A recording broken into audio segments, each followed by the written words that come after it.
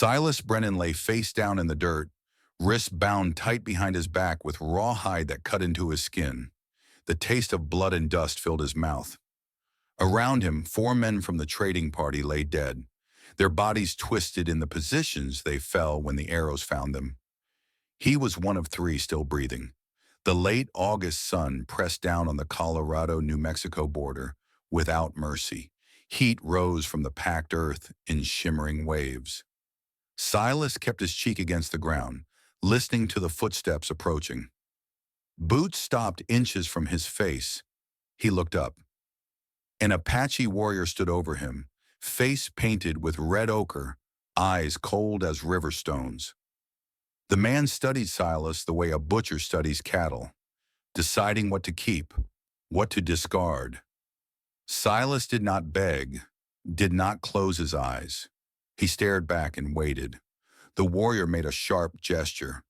2 others grabbed Silas under the arms and hauled him to his feet. They were taking him somewhere. That meant he was not dead yet. Silas Brennan was 35 years old. He had spent the last 3 years trying to outrun a ghost. Before the war, he worked his family's ranch outside Austin with his younger brother Daniel. After 4 years fighting for the Union as a scout, slipping behind enemy lines to gather intelligence, Silas came home expecting to rebuild what they had lost. He found a wooden cross instead. Daniel, 17 years old, dead from cholera, while Silas was 500 miles away. The neighbors told him Daniel called for his brother until the very end. Silas sold the ranch within a month.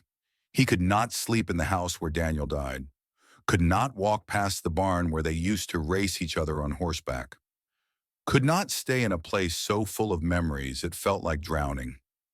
He drifted after that. Ranch work in New Mexico, cattle drives through Kansas, trading runs into Apache territory, never staying anywhere long enough for people to remember his face. He carried 2 things from his old life: his father's Remington .44 revolver and a Bowie knife with a bone handle worn smooth from years of use. Everything else was buried in Texas. The Apache camp spread across a valley ringed by juniper-covered hills. Smoke rose from cook fires carrying the scent of roasting meat and cedar. Children stopped their games to watch the prisoners pass. Women looked up from their work with expressions that held no hatred, only careful assessment. 3 prisoners. 2 others besides Silas had survived the ambush. One was a merchant named Harlan, a heavy-set man who sobbed with every step. The other was a young drifter called Pete, barely 20, who kept twisting against his bonds and cursing under his breath. Silas walked in silence. He studied the camp layout, counted the warriors, noted the positions of the lodges and the paths between them. Not planning escape, just gathering information. The war had taught him that much. A man who understood his surroundings lived longer than one who did not. They stopped in the center of camp where a circle had been cleared. Warriors formed a ring around them, faces unreadable. Then the chief appeared. Tahitan was 57 years old, his face carved with deep lines that spoke of hard decisions made over many decades. Gray streaked his braids, but his shoulders remained straight, his movements precise. He carried no weapon. He did not need one. When he spoke, his English was clear and unhurried. The trading party had crossed into forbidden territory carrying weapons. This violated the agreement with Fort Collins. The men who died had raised their Why guns me? first. Because you The didn't men who beg. lived would be judged by You didn't Apache boast. tradition. Harlan You fell to watched. his knees, weeping. Pete shouted that this was murder, that the army would come, that they would all pay. Silas stood still and listened. Tahitan raised his hand for silence. Then he made an announcement that changed everything. His daughter would choose 1 prisoner as her husband. The words struck the captives like a physical blow. Harlan's sobs turned to confused stammering. Pete went pale and quiet for the first time. Tahitan explained the tradition. Marriage between enemies created bonds that prevented future bloodshed. The chosen man would become part of the tribe, protected, bound, his fate tied to theirs. The other prisoners would be judged separately. Harlan immediately began pleading. He was a merchant, He had money, gold. He could bring supplies, whatever they wanted. He dropped to his knees and pressed his forehead to the dirt. Pete took a different approach. He straightened his spine and declared himself the strongest man in 3 territories. He could hunt, build, fight. He would prove his worth every single day. Silas said nothing. He kept his back straight despite the ache in his bound wrists. He breathed slowly, evenly, the way he had learned during long nights in enemy territory. His heart hammered against his ribs, but his face showed nothing. Fear was useful. It kept a man sharp, but letting fear control you was how men died. Then she appeared. Ayana stepped into the circle beside her father. She was 25 with black hair braided tight and decorated with beads and hawk feathers. Her dress was deerskin, soft and pale, worked with patterns along the bodice. But she was no delicate flower waiting to be picked. Her arms showed lean muscle. Her stance was balanced, ready. This was a woman who knew how to survive. Her eyes moved across the prisoners. Dark eyes, calm, measuring. She passed Harlan without slowing. He reached for her ankle, still begging, and a warrior kicked his hand away. She passed Pete, who flexed his arms and stood taller. She did not glance at him. She stopped in front of Silas. For a long moment, neither moved. She looked into his eyes, searching for something beneath the surface. He looked back without challenge or fear, just stillness. Then she placed her hand on his forearm. One word, quiet but certain, this one. The murmurs spread through the gathered crowd like wind through tall grass. A warrior stepped behind Silas and cut his bonds. The rawhide fell away, leaving raw red welts on his wrists. Silas rubbed circulation back into his hands and watched Ayana walk toward a lodge at the edge of camp. She did not look back. He followed anyway. Inside the lodge, firelight cast warm shadows across the hide walls. The space smelled of sage, tanned leather, and wood smoke. Ayana filled a clay cup with water warmed by the fire. She handed it to him without ceremony. Drink. Silas drank. The warmth eased the dust from his throat. Then he asked the question burning in his chest. Why me? Ayana did not look up. She was preparing a poultice for the cuts on his wrists. You were bound last. The warriors tied dangerous men first, frightened men after. You were neither. They did not know where to place you. That is not an answer. She paused, looked at him directly. The others begged or boasted. You watched. You measured. You did not let fear decide for you. That is rare. She returned to the poultice. Tomorrow you work. You prove yourself. Tonight you rest. That is all. She did not explain further. She did not need to. Silas understood. He was being tested, and the test had only begun. Silas woke before dawn. The fire had burned to embers. Ayana was already gone. Outside, the camp stirred slowly in the gray light. Women tending fires. Children gathering kindling. Warriors checking horses and weapons. Fix it! Nantan found him and near I'll the water build it so basin. it won't fall again. The old warrior was Work is 54, the first answer with here. a scar running from his left cheekbone to his jaw, and eyes that had seen more death than most men could imagine. Follow me.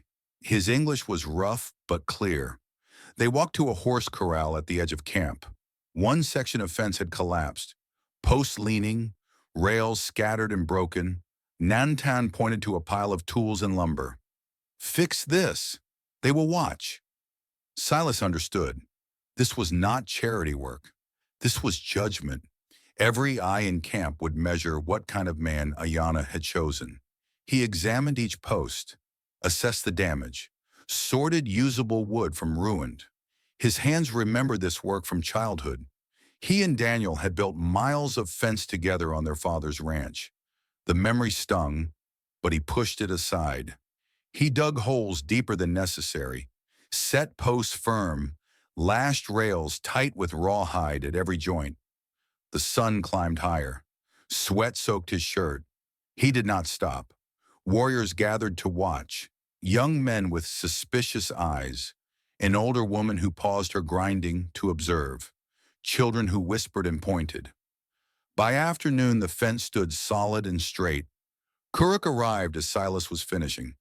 The young warrior was 28, broad-shouldered, with the build of a man trained for combat since childhood.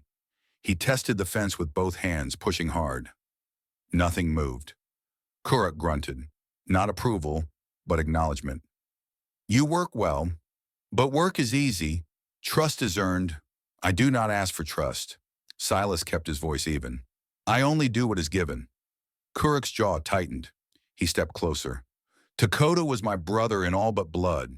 He was to marry Ayana before he died. Now you stand where he should be. His eyes were hard as flint. Tomorrow we will see what else you can do. That evening, Silas ate alone near the edge of camp. Nantan brought him dried meat and flatbread, then sat beside him without speaking. After a long silence, Silas asked the question he had been holding. Takota, how did he die? Nantan stared into the fire. 2 winters passed.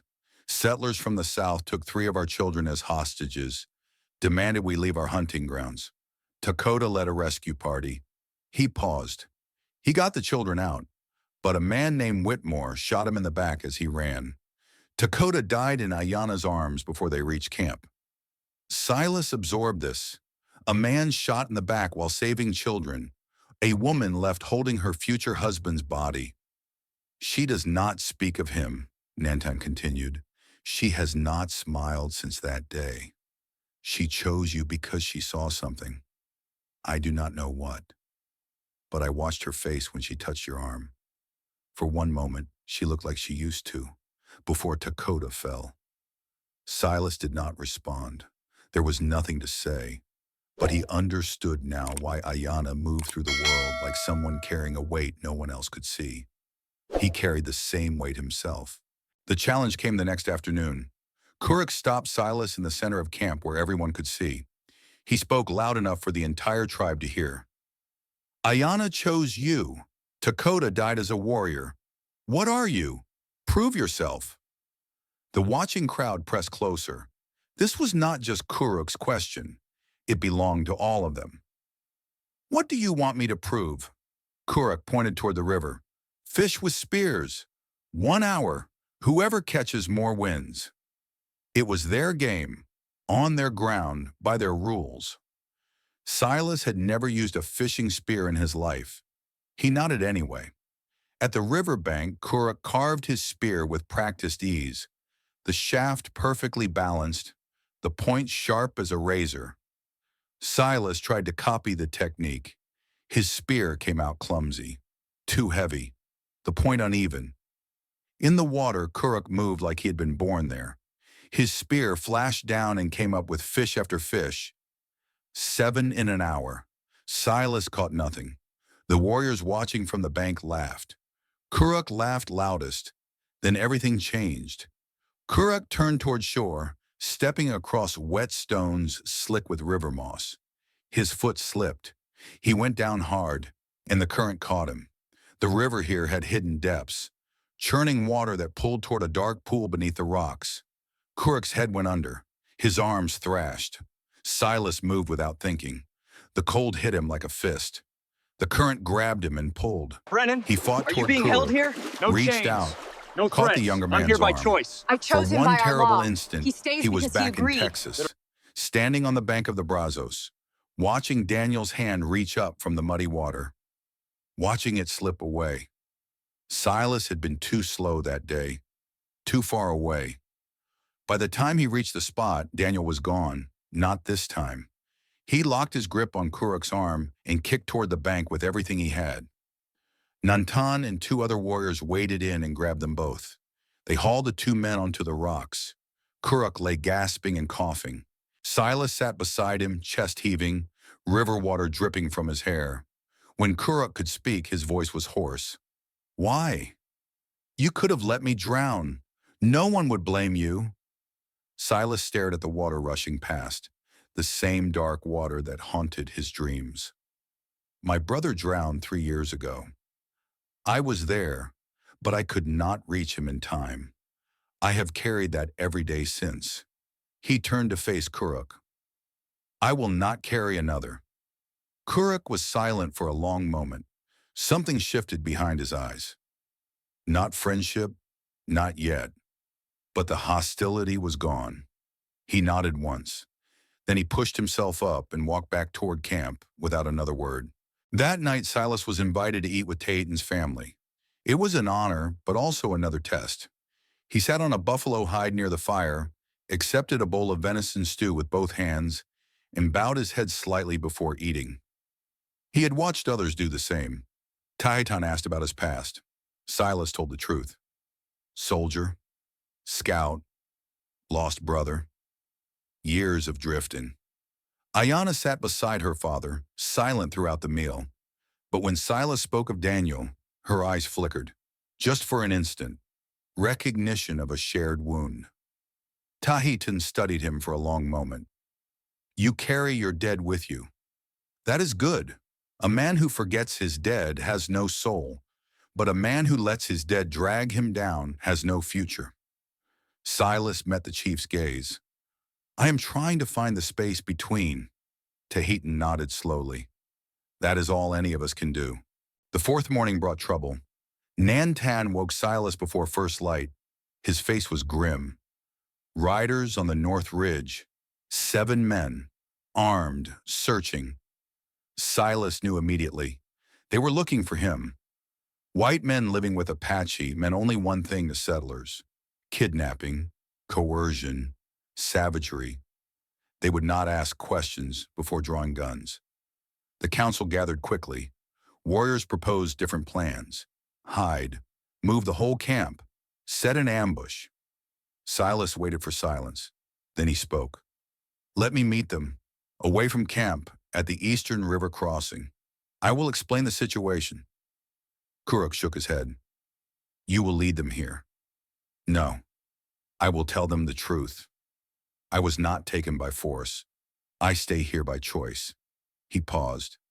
If they do not believe me, they will follow me instead of searching further. Either way, this camp stays safe. Ayana rose to her feet, her voice cut through the murmurs. If you go, I go with you. They need to see we are not enemies. Tahitan studied both of them. Then he made his decision. Go together. Nantan and Kuruk follow at distance. If there is trouble, they return to warn us.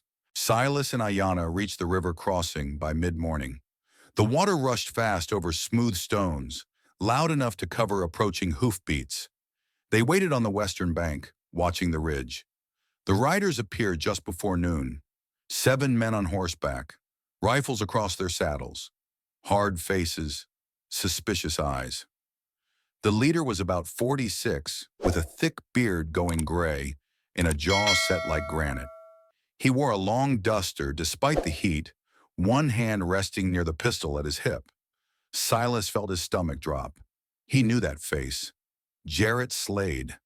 They had served together in the war. I chose you once Same because you were unit, different. I same choose you missions again because behind you enemy proved worthy. lines. Then I choose Slade you had been ruthless because then. this is where I want to The stand. years since had only sharpened his edges. The riders stopped at the eastern bank. Slade squinted across the water, then let out a low whistle. Well, I will be damned. Brennan, heard you were dead. Silas stepped forward, hands visible. Still breathing, not hurt, not forced. Slade laughed. It was not a pleasant sound. You expect me to believe you are living with Indians because you like it? I expect you to believe what you see. No chains, no bruises, no gun to my head. One of the younger riders spat. There was a squaw standing next to him. Maybe she has him under some kind of spell. Ayana stepped forward. When she spoke, her English was crisp and clear. No spells, no force. I chose him by our law. He stays because he agreed. The riders went still. They had not expected her to speak their language, had not expected such calm authority from a woman they assumed was a savage. Slade's eyes narrowed. What law? Silas explained. Marriage to end conflict, a bond between enemies that prevented future bloodshed. Slade dismounted slowly. He walked to the edge of the water. You know who pays me, Brennan? Horace Whitmore. Big rancher south of here. He wants this land. paying good money to anyone who gives him a reason to take it. His eyes locked onto Silas. A white man held captive would be a very good reason. The weight of the moment pressed down. Silas could walk away right now, tell Slade whatever story he wanted, go back to drifting. But behind him was a camp full of people who had given him shelter when they had every reason to let him die. And beside him stood a woman who had looked past his silence and seen something worth saving. Jarrett. Silas kept his voice steady. You remember Chancellorsville? Slade went still, trapped behind enemy lines for 3 days. You took a bullet in the leg. Infection setting in. I carried you 5 miles through Confederate territory to reach our surgeons. Silence. You owe me a life. I am calling it in. The other riders shifted nervously. They did not know this history. They only saw their leader frozen, something unreadable moving behind his eyes. Seconds stretched into eternity. Then Slade exhaled. He turned and walked back to his horse. Brennan was not kidnapped. He is here because he is a damn fool who likes living rough. We have no business here, the young rider protested. Whitmore will not accept this. Whitmore is not here. Slade's voice was iron. I am. We ride. He mounted his horse and looked at Silas one last time. You picked a hard road, Brennan. Hope you know where it ends. Then they were gone, disappearing over the ridge in a cloud of dust. When Silas and Ayana returned to camp, the whole tribe was waiting. Tahitian stood at the center, flanked by warriors and elders. Women and children gathered behind them. Every face turned toward the two figures walking out of the tree line. Silas stopped at the edge of the circle. Ayana stood beside him. Tahitian stepped forward. You had the chance to leave, to lie, to make your life easier. He paused. Why did you stay? Silas looked around the camp, at Nantan, who had taught him to read tracks and weather signs, at Kuruk, who no longer looked at him with hatred, at the children who had stopped running away when he walked past, at Ayana, standing straight and steady at his side, because this is the first place in 3 years that felt like it could be home. Tahitian was silent for a long moment. Then he placed his hand on Silas's shoulder. You are no longer a prisoner, no longer a guest. You are one of us. The crowd began to stir, voices rising, the tension of the past days finally breaking. But Ayana was not finished. She stepped in front of Silas, facing him directly. The entire tribe watched in silence. I chose you 4 days ago because I saw a man who did not break under pressure. I did not know if that was enough. Her voice carried across the clearing. Now I know. She reached out and took his hand, not hesitantly, not shyly, with the same certainty she had shown when she first touched his arm in the selection circle. I chose you once because you were different. I choose you again because you proved worthy. The tribe erupted. Drums began to beat. Voices rose in approval. Children laughed and ran between the lodges. Tahitian nodded once, the closest thing to a smile Silas had ever seen on the old chief's face. Kuruk stepped forward and clasped Silas's free arm. You saved my life. That makes us brothers now. Do not make me regret it. Silas almost smiled. I will try. That night the fires burned high. Silas stood at the edge of the celebration, watching the dancers move around the flames. Ayana found him there, 2 cups of something warm in her hands. She gave him one and stood beside him. For a while neither spoke. Then Silas broke the silence. Whitmore is still out there. Slade said he will not stop. Ayana nodded. I know. This is not over. No. She turned to face him.